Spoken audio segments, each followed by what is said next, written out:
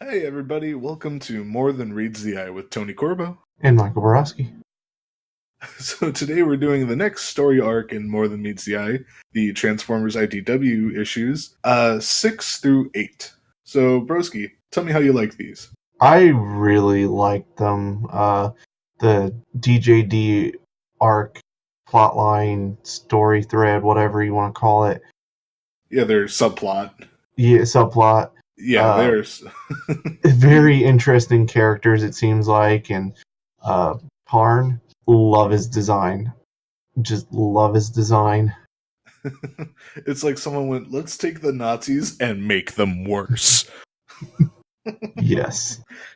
So these three issues start with a psychiatric evaluation of Fort Maximus, with Rung, the ship's psychiatrist, speaking with him. Uh, he was horribly tortured and really messed up in the head by a dude named Overlord, who we'll get to in a bit.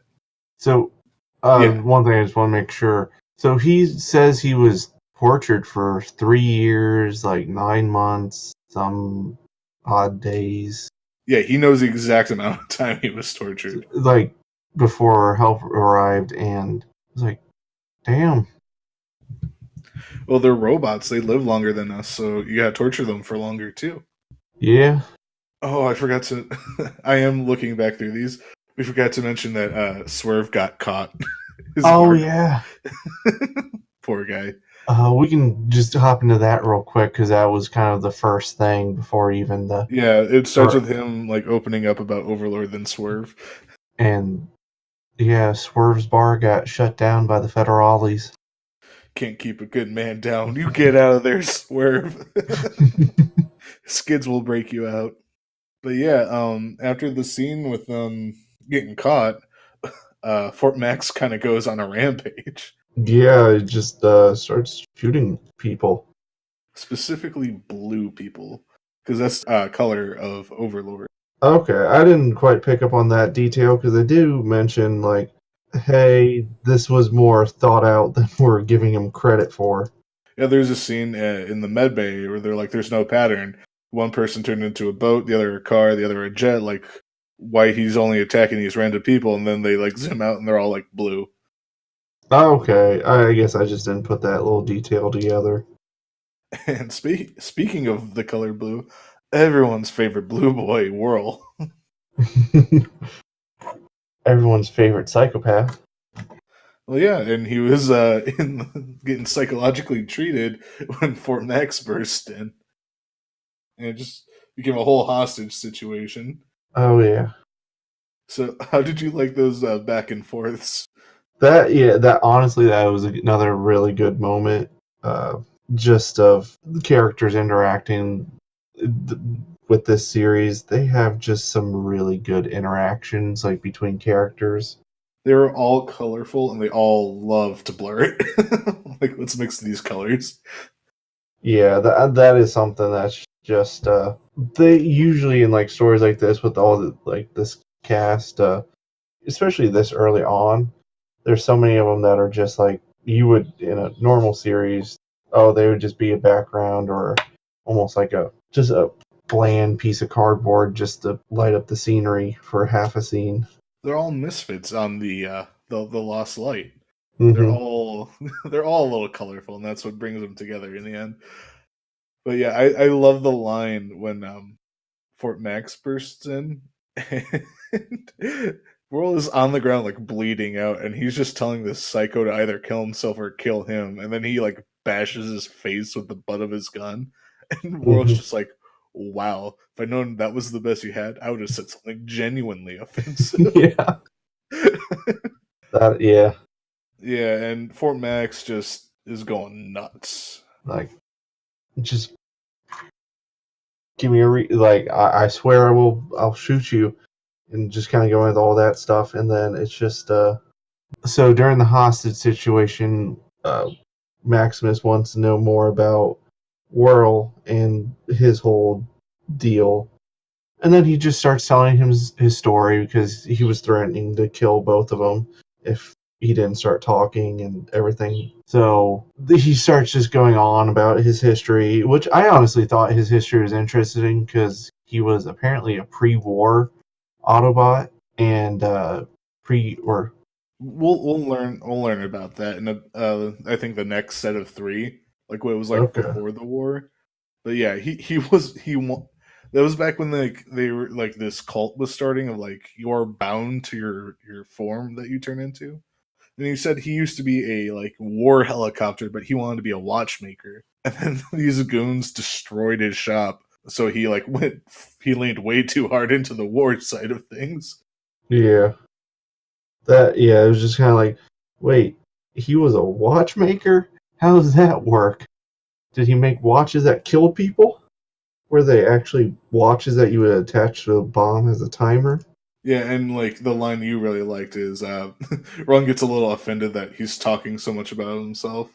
I was like, why don't you, in all the sessions we've had, why don't you ever tell me any of this stuff? Well, he's never pointed, or there's never been a gun pointed at someone I like, or someone that's my friend. And Ron's just like, he thinks of me as a friend. Yay! Oh, I do like when he's egging what's it called? Fort Oh, Max yeah. on. Like Rung is like, what's wrong with you? He's like, you're my psychologist. You tell Yeah. me. But the way they get out of this situation, the hostage situation, is luckily Rewind and Swerve are working on the outside of the ship at the time. This was Swerve's punishment for opening the bar.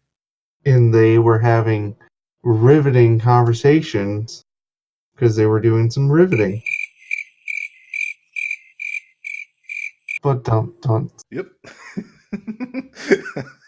I wonder if I could put some cricket noises in there. do it. But you stole his joke, so I guess I can't blame you. Uh, and then, Yeah, a little spoiler: they Fort Max does let him open up the bar after this punishment you mean because Ultra everyone like Magnus? demands it. Yeah, Ultra Magnus. Sorry. Come on, Tony. Yeah, everyone wants the bar, so he lets them have it. But the reason Rewind is being punished is because he's got some sketchy videos Oh, on hand. snuff home movies. Not home, but That's what he calls them. He was watching people like being killed, and they don't say why. They lead into that later, but I want you to keep that in mind. That Rewind was watching people like be okay. killed Which to me doesn't seem like with all their culture and being at war for for like yeah millions of millions of years. years. I think it's specifically 4 million years. Because he's also the archivist, and I could see that being understandable for his line of work. Uh, because Yeah, well, you should at least watch some of the archives before you archive them or whatever, because it's his duty to know what's happened and if those had but significant luckily meanings or it's just or in remembrance of the dead. It it's to me just not. there is a reason. Yeah. There is a reason, and we'll find out later on. But it's because of those videos Rewind has. They get out of the situation. They show the actual footage of Fort Max being tortured Oh. to Fort Oh Max. shit. Did you not catch that? That what I thought, but I didn't realize that was the videos. I thought like they were reproducing them, or I didn't realize he had those videos. I that was one thing that kind of threw me. But now that you say that, it makes sense.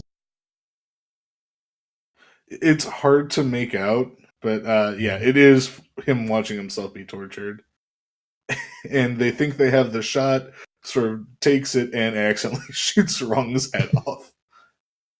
That was Which you're led actually to believe it killed him. yeah, and honestly, just kind of how they showed him and everything is like, yeah, I wouldn't. It wouldn't be too far fetched to believe he dies because he's just kind of They would do, closest thing I could describe it as is a brainstem. yep. They do say like there's like two important parts to a transformer, like the brain module and like the spark chamber. And if either of those goes, you go. So yeah, having his head blown clean off. is pretty big red flag. Oh, and speaking of red, this issue, the first of these three, ends with Red Alert hearing those voices from last time, and him learning Overlord is actually on the ship. He's the engine, kind of, maybe.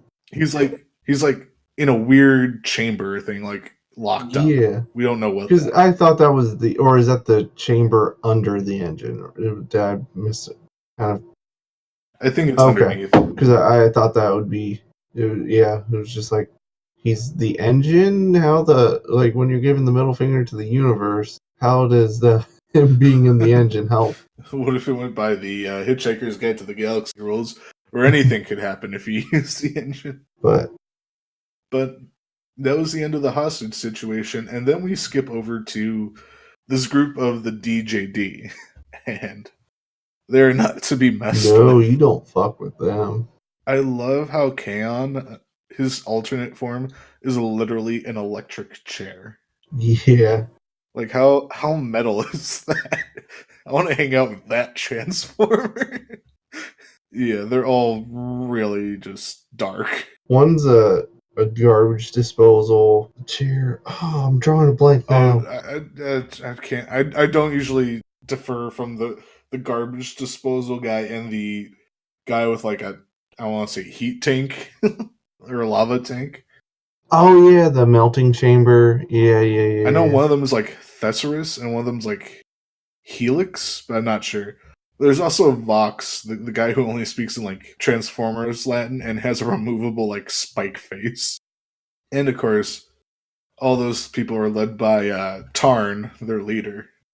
Oh, I'm trying to remember his quote because it was really cool. When he talks people to death, Here's the thing. They say I can talk people to death. Weaponized conversation. They say, well, I say there is that, but and then by gradually lowering your voice, they say you can coax the spark into giving up.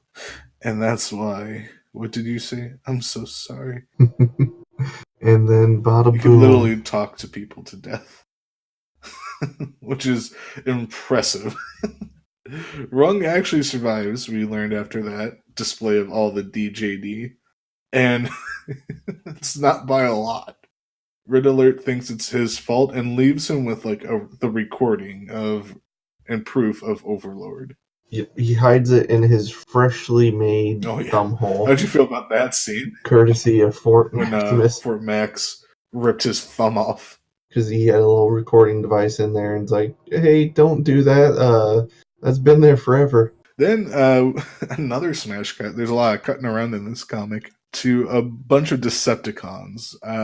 They're called the Scavengers. And how did you feel about these guys? The raggest taggest The group of people. raggiest, taggiest ragtag of rags. Do you want to have like a roll call? Yeah, let's see if we can find. Ah, shit, who did the Misfire. talking? Misfire was he's the talkative one. I wouldn't call him the leader. No, no, it was what was his name? You want me to just run through him? Yeah, yeah. Since I'm No, bad at it's this. fine. You said before when we talked about the ambulance people, how they're all similar to the untrained non-transformer aficionado. They all do look alike, admittedly. Hmm. But we have Misfire, the talkative one, who turns into a jet, and he's called Misfire because of his horrible aim. He's actually mowed down his own people in combat before by accident. Fulcrum, the newest member, the guy who just woke up. Not too much about him yet in this comic or this issue of the comic.